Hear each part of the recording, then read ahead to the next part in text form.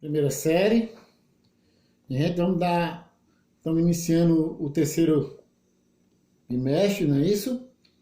E já no começo da aula já quero avisar para vocês que o envio das atividades vai funcionar do mesmo jeito que eu fiz no primeiro.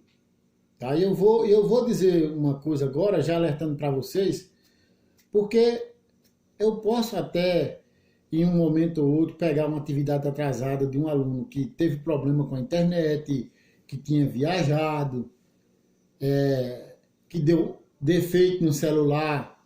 Isso pode acontecer, tá? Já aconteceu comigo de enviar uma aula, uma coisa, porque também a internet não funciona, o celular não tem armazenamento suficiente para isso. Mas não dá, gente, para começar a receber atividade quando faltam 2 dias, 3 para fazer prova.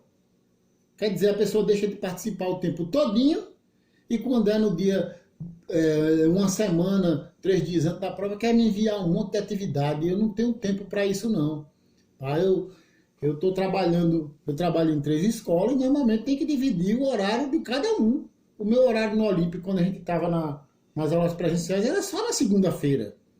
Eu fico aqui olhando envio de material de aluno de noite, sábado, domingo, dias que eu não podia estar, porque a determinação era para receber o material logo depois da aula. E aí eu fico deixando, porque na verdade eu quero que o aluno faça atividade. Mas não dá, e esse bimestre eu não receberei atividade acabando, encerrando o bimestre já na prova. Então, evita fazer isso, porque quando eu divulgar aquela tabelinha de quantos pontos você vai ter de participação, a partir dali eu não vou pegar mais material de ninguém. Tá bom, minha gente? Então é o seguinte, eu também observei que vocês colocaram lá no grupo que alguns se queixando que a prova não estava no horário. Olha, só para vocês terem uma ideia, essa postagem da prova no Positivo 1 foi feita pela Mariana. Se teve algum problema da prova não estar lá no horário, não foi meu não, o problema foi do sistema, porque se é uma coisa que eu sou, é cumpridor de horário. E vocês sabem disso, que eu não falto. Então, deixe de estar colocando aquelas coisas lá no grupo, que eu nem respondi. Eu fiz de conta que nem vi aquilo, porque vocês sabem que eu cumpro. Agora, muitos de vocês não têm cumprido quando não mandam as tarefas para mim, e depois ficam reclamando por coisa à toa. Se chegar a hora da prova e não tiver prova lá de jeito nenhum, a escola vai tomar uma providência para resolver, fazer em outro momento. Vocês não vão ser prejudicados, não.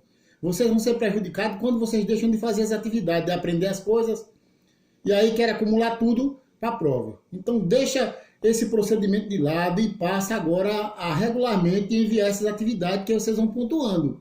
Tá? Eu decido que tipo de pontuação é, como é que a pessoa vai ver quantas atividades ele me mandou e quanto é que vai valer aquelas atividades, tá? Eu conto no final do bimestre quantas aulas teve e aí divido aquilo pelo um valor X e coloco como foi feito, distribuído pela coordenação da escola, o valor que cada um tinha. Então, tem gente que até hoje nunca me enviou uma atividade. Nenhuma atividade. E reclama lá no grupo. Não faça isso não. Tá? Isso é um momento difícil, que o que mais a gente precisa é estar fazendo críticas sem fundamento aos outros.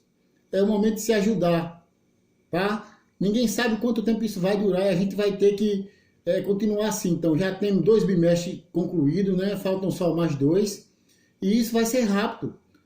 Daqui a pouco está terminando o terceiro bimestre e a gente já partindo para o último bimestre. Então, o acúmulo de pontos que vocês vão tendo é a garantia que no final do ano vocês não vão ficar em recuperação, não vão precisar estar estudando a mais do tempo estipulado. Bem, mas deixando essas coisas de lado, e voltando para o assunto, nós vamos estudar o Simple Past Tense Regular Verb, ou seja, o tempo passado simples com os verbos regulares. Esse assunto é grande, ele vai ter 2 partes. Vai ter primeiramente essa primeira parte que trata dos verbos regulares e depois nós trataremos sobre os verbos irregulares. Eu já oriento que vocês já comecem a providenciar a lista de verbo. Aqueles alunos que já tem essa lista vão usar a lista que já tem da escola, que já usou em anos anteriores, mas se não tiver essa lista, é só entrar na internet, lá no YouTube, e colocar a lista de verbos irregulares em inglês que você vai ter. Quanto maior for essa lista, mais ampla, melhor será para você, para evitar que você pegue uma lista minúscula e falte verbo e lhe atrapalhe no momento de resolver alguma questão, tá certo? Então, minha gente, esse verbos irregulares, ele é marcado por uma coisa. Ele é marcado por o ED que você coloca em todos os verbos regulares. A primeira coisa que você identifica um verbo regular na língua inglesa é exatamente que o final dele tem ED. Naturalmente que não é pegar, fechar os olhos e todo verbo sair colocando ED, porque há regras para isso, não é isso? Então hoje a gente não vai mexer com essas regras ainda, porque a gente precisa consolidar aqui a parte elementar, a coisa básica, para que a gente comece efetivamente a trabalhar esse conteúdo. Então, o que é que eu trouxe aqui para vocês? Eu trouxe aqui para vocês essas definições. Por exemplo, se eu tivesse que comparar esse assunto com o português, eu diria que ele se parece muito com o pretérito. O que é pretérito? Passado, não é? Então, o que eu chamo de simple past tense, em português, se eu tivesse que arrumar um primo, tá? um parente dele, seria o pretérito.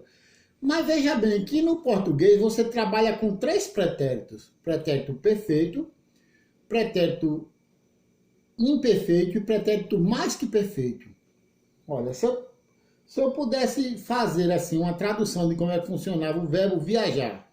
Se fosse no pretérito perfeito, eu diria assim, eu viajei. No imperfeito, eu viajava. E no mais que perfeito, eu viajara.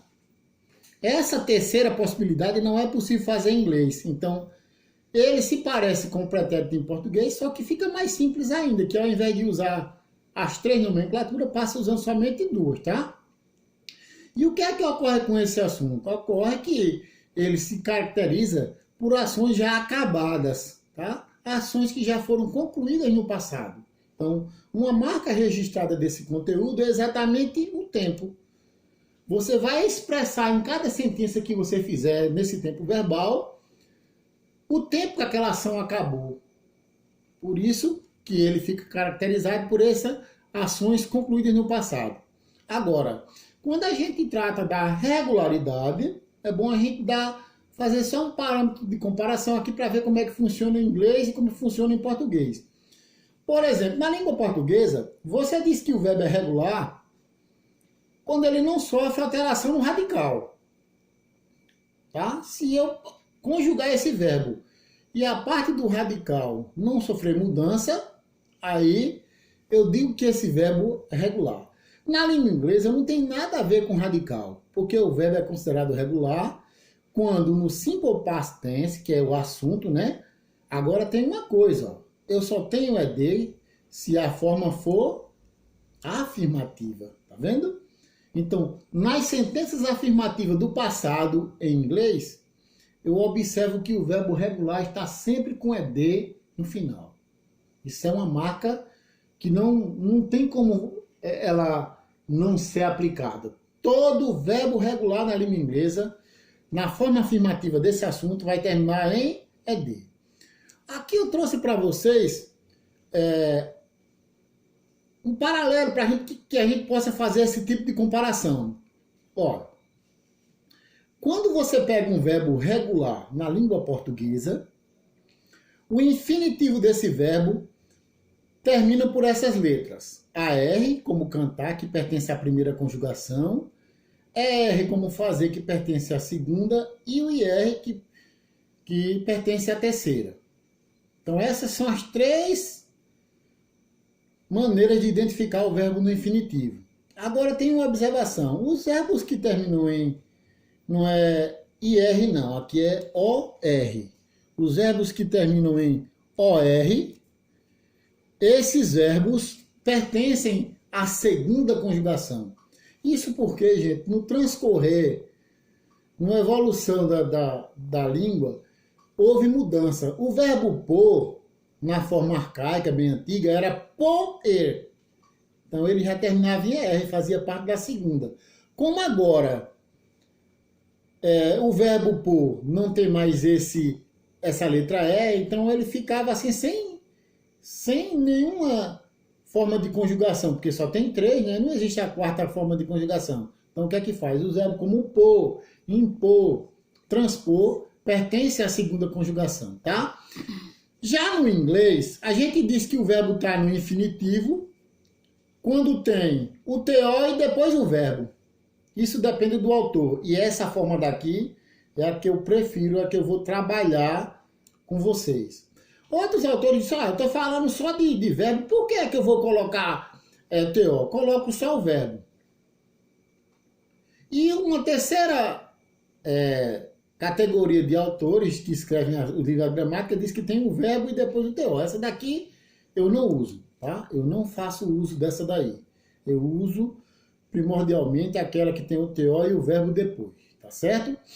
Agora, e quanto à regularidade? É aquilo que eu falei para você. Um verbo regular na língua portuguesa, ele possui três partes, tá? A parte mais importante desse verbo é o radical. Por exemplo, no verbo cantar, o radical é C-A-N-T. E daí, se eu fizer eu canto no presente, não mudei o radical. Eu cantei no passado, não mudei o radical. Eu cantarei no futuro, também não mudou o radical. Eu teria cantado, seria participio, também não muda o radical, tá? A segunda parte é o que nenhuma sílaba na língua portuguesa pode faltar, que é a vogal. E essa vogal aqui é chamada de vogal temática. E a junção dessa vogal temática mais o R é o que a gente chama de desinência do infinitivo. É por isso que você vai observar que todo verbo que está no infinitivo na língua portuguesa, ele termina na letra R, tá vendo? Sempre na letra R. E no inglês? Não, no inglês não tem nada disso, tá? Não tem nada a ver com radical, com vogal temática, nem nada. Eu sei que o verbo é regular na língua inglesa, porque o final desse verbo na afirmativa do simple past tense são as letras ED, tá? Então aqui nós temos hoje essa parte introdutória, porque na próxima aula eu já vou tratar de regras para vocês, exatamente mostrando como funcionou o infinitivo do inglês e do português, como funcionou a regularidade do inglês e do português, tá bom? Então, na próxima aula eu vou fazer as regras para vocês, para que a gente possa trabalhar com as formas, né? Afirmativa, interrogativa e negativa. E aí já dou o conselho, já vão colocando a lista de verbos irregulares que vocês vão pesquisar, porque assim que eu terminar essa primeira parte eu vou precisar dessa lista, então não dá para começar a pesquisar essa lista quando eu já estiver trabalhando com os verbos irregulares. Por enquanto, são verbos regulares, mas aqui a 2 aulas, por exemplo, eu já estou começando a trabalhar com essa lista, tá, minha gente? Então vamos tentar ter assim um compromisso maior de enviar esse material, porque é bom para vocês também, porque vocês vão acumulando os pontos e tira o peso, tá? Tira o peso maior da prova no dia, tá certo, minha gente? Boa semana para vocês e bons estudos.